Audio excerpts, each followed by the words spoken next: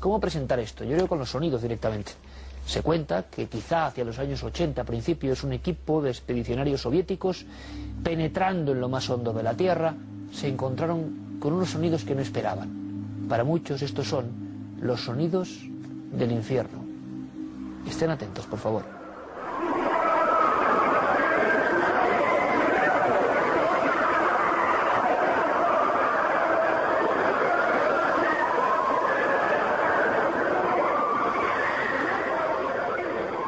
Estos son los sonidos del infierno, por lo menos es lo que se ha publicado. Que un grupo de investigadores en una zona inhóspita de Siberia penetró con sus perforadoras y, según declaraciones de un tal doctor Azakov, y esto se publicó en Medio Mundo, a unos 14,4 kilómetros, estoy dando los datos concretos, repito, que se hicieron públicos en su momento. Ahora vamos a descubrirlo. Esa operación se encontró con una zona donde ese taladro entraba mucho mejor. No sabemos por qué ni por qué no. Decía que el equipo del doctor Azakov puso unos micrófonos. La temperatura subió muchísimo, llegó a los 1000 grados centígrados. Y de pronto empezaron a surgir estos sonidos, sonidos de gritos, de lamentos que ustedes han escuchado y que ahora vamos a analizar con atención. Esto se ha convertido, la historia de ese equipo de investigadores en Siberia, en la época, digámoslo así, del muro de Berlín. Yo sabía que un buen amigo de este programa, el jefe de Ciencia y Tecnología del diario ABC, José Manuel Nieves, sabía más cosas, cosas increíbles, que les van a sorprender. José Manuel, como siempre, buenas noches. Buenas noches, Iker. Esta historia, lo hablamos tú y yo muchas veces, ¿verdad? Es difícil de superar en cuanto a todo el componente cinematográfico, sí, casi que tiene, ¿verdad? Parece un guión hecho, es profeso para ser llevado al cine o algo así, sí. Y un guión que yo creo, José Manuel, que además tuvo mucho impacto y lo sigue teniendo. Porque para mucha gente, y esto es lo importante, esos sonidos que ahora vamos a analizar se convirtieron en una causa de fe. Sí, sí, absolutamente. Lo que pasa es que, como pasa con todas las cosas, ten en cuenta que estos sonidos fueron grabados hace casi 40 años.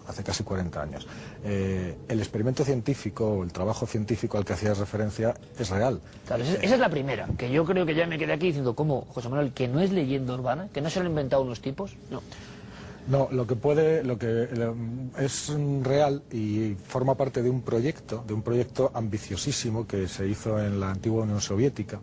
Sabes que los soviéticos se caracterizaban por hacer proyectos majestuosos, muy grandes, y desviaban ríos y colocaban, ahora este lago me lo llevo a otro lado.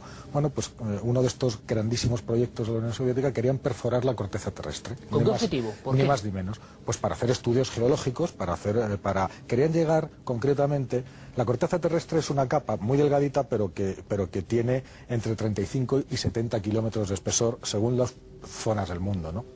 Entonces, en la península de Kola, en Siberia, el espesor de la corteza es de 35 kilómetros. Entonces ellos querían perforarla completamente para llegar hasta el manto terrestre. Es una zona de transición entre donde se acaba la corteza y empieza el manto, que se llama Mojo. Es un diminutivo de la zona de Mohorovicic, que se llama Mojo. No lo consiguieron porque se encontraron con dificultades técnicas a bastante menos profundidad de 35 kilómetros, ¿no? A 12 kilómetros y 300 metros, una cosa así, tuvieron que dejarlo. Pero una cosa, José Manuel, que esto es muy importante, y Dime. Me gustaría más que viéramos alguna imagen. Este lugar existe y este proyecto es real, y esto pasó de verdad. Ahora vamos a ver qué son las voces. Esto es lo que estabas hablando, el pozo de Kola. Claro, exactamente. No solo existe, sino que es un proyecto científico, un proyecto geológico que duró más de 20 años. Es decir, duró desde el 24 de mayo de 1970, que fue cuando se empezó a perforar, y se fue cerrado completamente, o sea, clausurado el proyecto en el año 92. Pero se dejó de perforar un par de años antes, en el 89.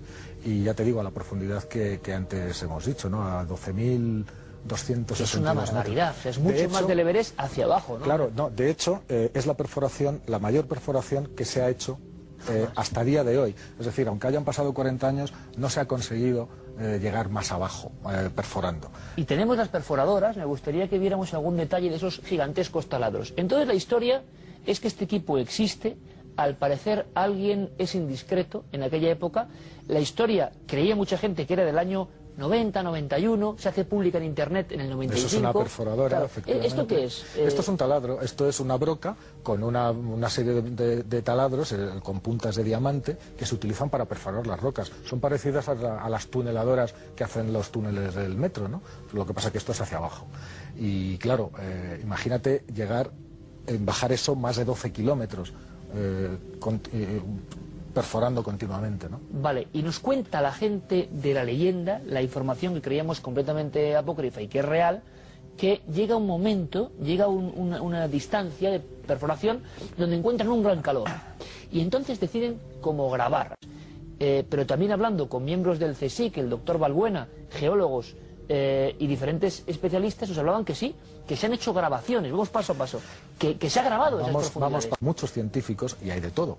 Entonces, este doctor al que hacías referencia, que fue el que hizo las primeras declaraciones de que eran los sonidos del infierno, pues puede que dijera la verdad, vamos, o que él pensara que dijera la verdad.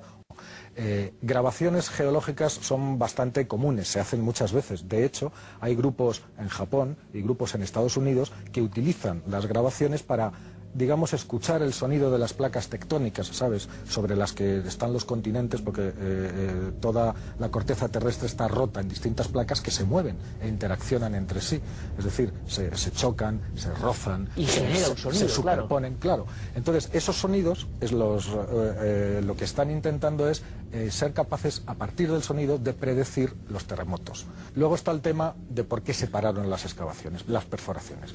Entonces, hay dos versiones. La versión científica y técnica, que es la que yo puedo aportar. La cuestión es que se encontraron con casi el doble de la temperatura que ellos pensaban encontrarse a esas profundidades, y los instrumentos sencillamente no aguantaban. Claro. Entonces hubo un momento que intentaron lo que pudieron y tuvieron que suspender porque no les aguantaban los instrumentos, tuvieron que parar, y pararon a esa profundidad. Y luego surge la leyenda, ¿no? Y luego está la leyenda. Entonces, según la leyenda, que además fue difundida por algunos de los geólogos, como este doctor que tú citabas antes, dijeron que no, que el motivo no había sido ese, que no había sido un motivo técnico, y no es más que el proyecto original de la Unión Soviética no era perforar la corteza terrestre, como de hecho era, sino buscar el infierno, o sea, encontrar una prueba imagínate los soviéticos buscando el infierno. Bueno, pues se llegó a decir incluso eso, ¿no? Y que no solamente lo habían intentado, sino que lo habían conseguido. Vamos a volver a escuchar esto, y quizá incluso, José Manuel, Yo he tenido ocasión de escuchar algún otro sonido geológico, digamos. Eso es lo que te iba a comentar. Y tiene un cierto parecido en algunos aspectos, no hay dos puntos iguales, pero lo que yo he oído otras veces son, pues imagínate, chirridos, que pueden ser muy bien la explicación lógica de estos gritos. Vamos a una cosa, vamos a escucharlos, ¿te parece? Que sí. La gente lo escuche, la grabación en completo, y luego tú me comentas qué podría ser. Pertenece a esa grabación concreta que se hizo en el Pozo de Kola, en Siberia, entre los años 70 y 1980 aproximadamente. Escuchamos, por favor, muy atentamente. Estos son los sonidos que dieron la vuelta al mundo, llamados sonidos del infierno por parte de un equipo de investigadores reales soviéticos.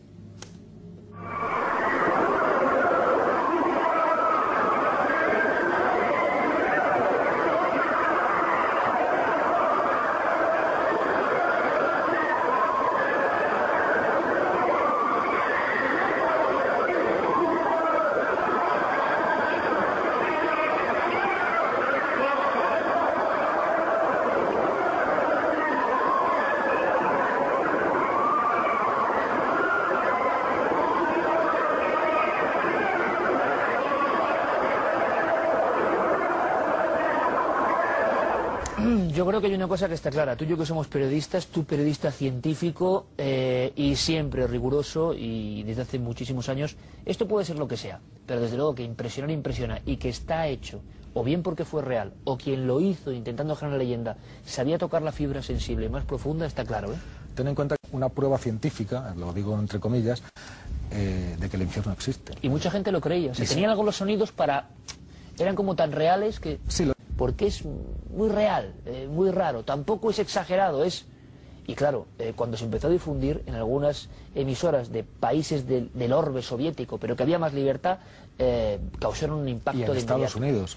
En Estados Unidos es donde llega el momento álgido, ¿no? Claro, en Estados Unidos, donde es cogido directamente por por muchos grupos evangelistas y por grupos creacionistas, es decir, esto es como miel sobre hojuelas, ¿no? Para todas el infierno estas físico, personas. no como decía Juan Pablo II, de un lugar del alma, ¿no? Y grabado por científicos serios, ¿no? Entonces, pues imagínate lo que da de sí eso. Claro, y ahora llega la gran incógnita, ¿no? La gente, muchos están diciendo, bueno, ¿y qué es?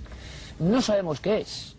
Sabemos que el lugar existe, que los equipos grabaron, que el Pozo de Kola es una realidad, que se acabaron las obras abruptamente. Eso ya es mucho más de lo que pensábamos, que era una leyenda inventada en Internet. Ahora, ¿se puede parecer algo? Pues escuchado lo que hemos escuchado, se parece a un montón de gritos, efectivamente.